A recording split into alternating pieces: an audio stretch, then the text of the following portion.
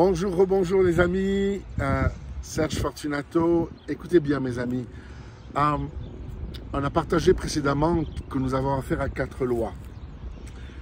Selon Romains 7 et Romains 8. Je ne vais pas revenir dessus. Je vous encourage à réécouter, jusqu'à ce que ça devienne une partie de vous-même, que vous compreniez comment vous êtes constitué. C'est très important de comprendre ces 4 lois. Et la loi de l'esprit de vie qui est en Jésus-Christ est la 4e loi. C'est-à-dire que Jésus est la porte qui nous fait rentrer, qui nous donne accès à la personne du Saint-Esprit. Et ce Saint-Esprit, il a une loi. Alléluia, qui grave sa loi dans nos cœurs. Le Saint-Esprit vient et il grave sa loi dans nos cœurs. La loi de quoi? De la parole de Dieu. Tout ce qui est bon dans la parole de Dieu. Ancien Nouveau Testament, d'adorer Dieu, de servir Dieu, de marcher avec Dieu, de marcher dans la sanctification, d'être un témoin régulièrement efficace. Mes amis, vous êtes sauvés pour servir.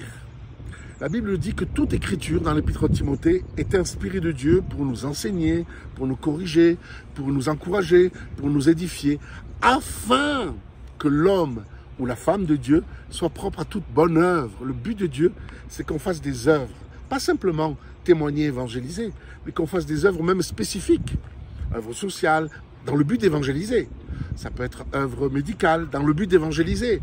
Ça peut être business, dans le but d'évangéliser. Toujours tout ce qu'on doit faire de projet artistique, louange, spectacle, dans le but d'évangéliser. Chaque chose qu'on doit faire doit être de témoigner de Christ. D'être un témoin, pas simplement en acte, mais aussi en parole réelle. Écoutez bien mes amis, tu es sauvé pour servir. Toute écriture de Dieu est inspirée. Dans le grec, toute écriture est le souffle de Dieu. Donc, alléluia, l'épée du Saint-Esprit, l'épée, c'est la parole de Dieu.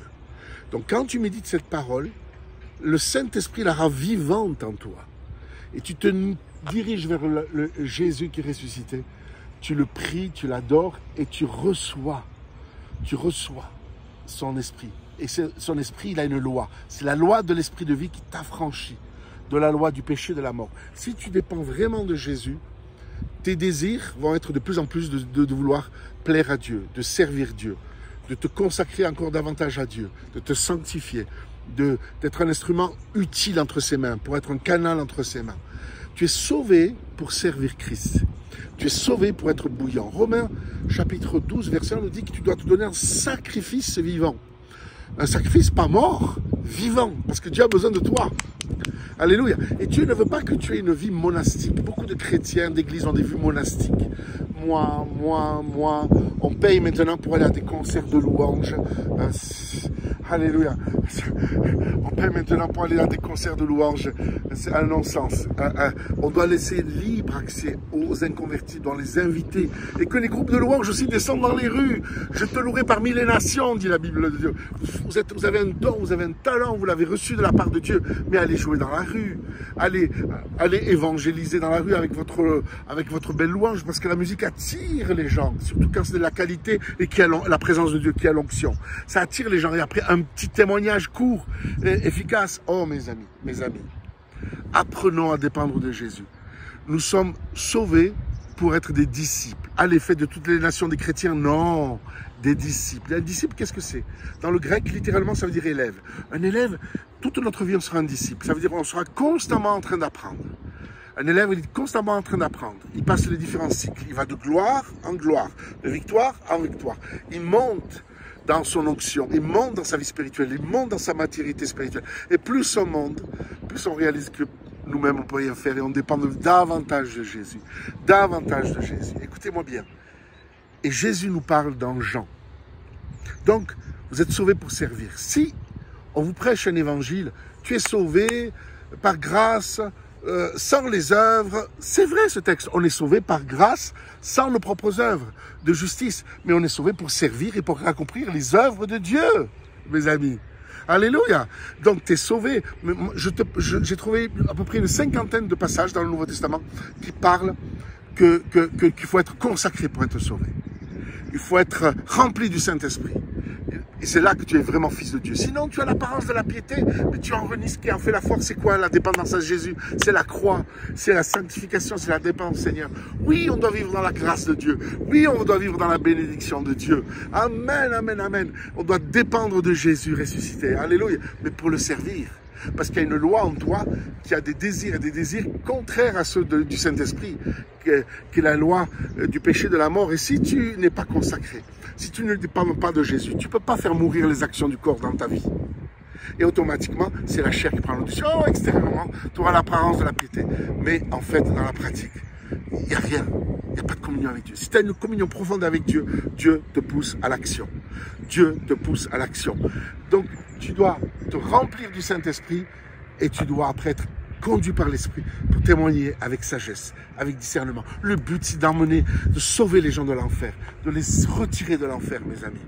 Allez, tu donnes et tu seras donné. Au début, tu es béni, tu es béni, tu es béni. Mais au bout d'un moment, si tu ne vraiment prends pas ta priorité de devenir un témoin efficace, vous recevrez le Saint-Esprit. Pourquoi faire? Pour simplement dire, oh, j'ai senti l'Esprit, oh, je suis allé dans une conférence, oh, j'ai été béni. Tout ça, c'est bien, mais au bout d'un moment, tu as beau aller voir le plus grand des prédicateurs, ça ne te fera plus rien. Parce que la Bible dit, donne ce que tu as reçu, et il te sera donné davantage. Donne, et il te sera encore redonné. Donne, et il te sera donné. Parce que si tu arrêtes de donner, ou si tu ne le donnes pas autour de toi, si tu ne témoignes pas autour de toi, eh bien, au bout d'un moment, le Saint-Esprit, il est attristé. Le Saint-Esprit t'a rien dans ta vie. Et après, tu as beau aller écouter les plus grands prédicateurs, les plus gros messages, ça te fait de moins en moins, tu n'es plus bouillant. Tu commences à te tiédir. Vous savez, pour être tiède, quand vous arrêtez le feu, par exemple, une flamme dans une cuisine, sous une casserole avec de l'eau bouillante, vous arrêtez dès que vous avez arrêté le feu. Pourtant, vous tempez le doigt, ah, elle est encore bouillante l'eau. Mais déjà, le processus de refroidissement, instantanément, la seconde après a commencé. Le processus du refroidissement. Et très très vite, ça devient tiède. Au bout de 2 minutes, c'est tiède. Et après, froid. Alors mes amis, tous les jours, il faut revenir au pied de la croix. Tous les jours, il faut dépendre de Jésus ressuscité. Et tous les jours, il faut méditer la parole de Dieu. Et remets-toi en question. Et sois un témoin efficace. Sois un témoin de Jésus. Marche avec Jésus. Alléluia. Dépends de Jésus. Et dans Jean 15, où il est question de le cep et le sarment. Tout sarment qui est en moi, qui ne porte pas de fruits, donc sarment qui est en Jésus, ça veut dire un chrétien. Un sarment qui est en Jésus, qui ne porte pas de fruits. Fruit, dans le grec, là, c'est karpos. C'est pas le fruit, oh, la douceur, la tempérance, les sourires évangéliques du dimanche. Non, c'est résultat, karpos. Tout sarment qui est en moi, qui n'a pas de résultat, il le retranche, a dit Jésus. C'est pas moi. C'est pas moi. Alors, dites que Jésus est légaliste. Dites que Jésus est intolérant. Donc, tout sarment qui est en moi, dit Jésus, et qui ne porte pas de fruits, il le retranche, il le retranche, et après, il sèche, et après, on le jette au feu, et il brûle. Vous comprenez l'interprétation? Qu'est-ce que ça veut dire? Alléluia. Et tout sarment qui est en moi, qui porte déjà du fruit, il va l'émonder. Dieu va permettre que tu sois émondé pour que tu dépendes de plus en plus de lui, pour que tu médites encore plus de la parole de Dieu. Il va permettre que tu passes par des expériences pratiques, pour que tu dépendes de son aide, pour que tu dépendes de son secours, pour que tu voies des miracles dans ta vie, pour que tu dépendes de plus en plus de lui. Et il va t'émonder afin que tu portes encore plus de fruits. Alléluia, constamment. Les 37 paraboles, 23 parlent de multiplication, d'économie. Sur 37 paraboles, 23 parlent que Dieu veut du résultat. Dieu veut de la multiplication. Dieu veut du fruit dans la vigne. Veut constamment. Le talent, toi je te confie un talent, il faut que tu en produises 2, l'autre 3, l'autre... il est constamment question de produire. Nous sommes sauvés pour servir Christ. Nous ne sommes pas sauvés pour aller simplement à la messe évangélique le dimanche matin. Mes amis, alléluia. Marcher avec Dieu, alléluia. Et devenez puissant. Pour que vous deveniez puissant, il faut que vous soyez consacrés. Il faut que vous dépendiez de Jésus.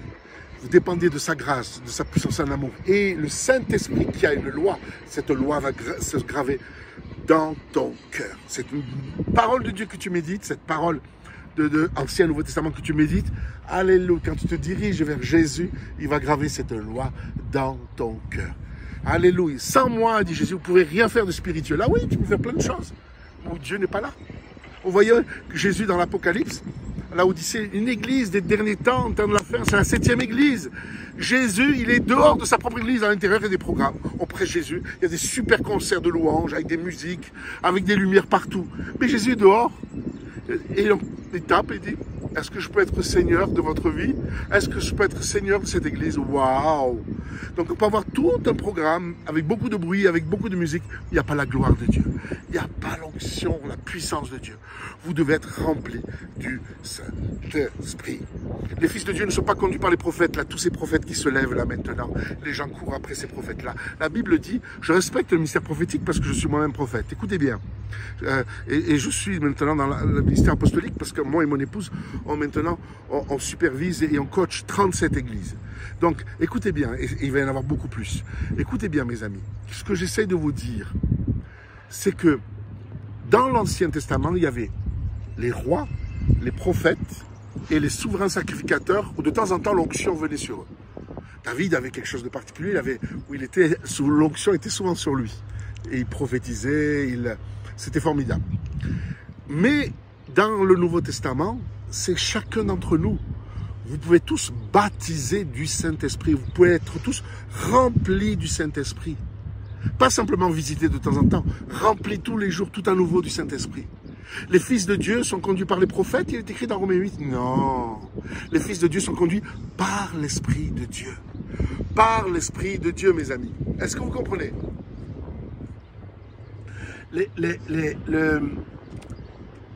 Très important de comprendre ça. Le Saint-Esprit, alléluia, doit vous diriger. Amen. Oui, il faut faire partie d'une église locale. Oui, il faut faire partie de vrais projets apostoliques. Et je vais le révéler de plus en plus. Qu'est-ce que c'est le vrai projet apostolique? Parce qu'on ne l'entend pas sur Internet, on ne l'entend pas. Je vais vous le partager, le projet apostolique. Mais une chose qui est très importante, mes amis, c'est que vous commenciez vraiment à être conduits par le Saint-Esprit. Il faut pour cela être rempli du Saint-Esprit. Si vous vivez par l'Esprit, nous dit Paul aux Galates, il faut vivre, faut toucher l'onction, jour après jour.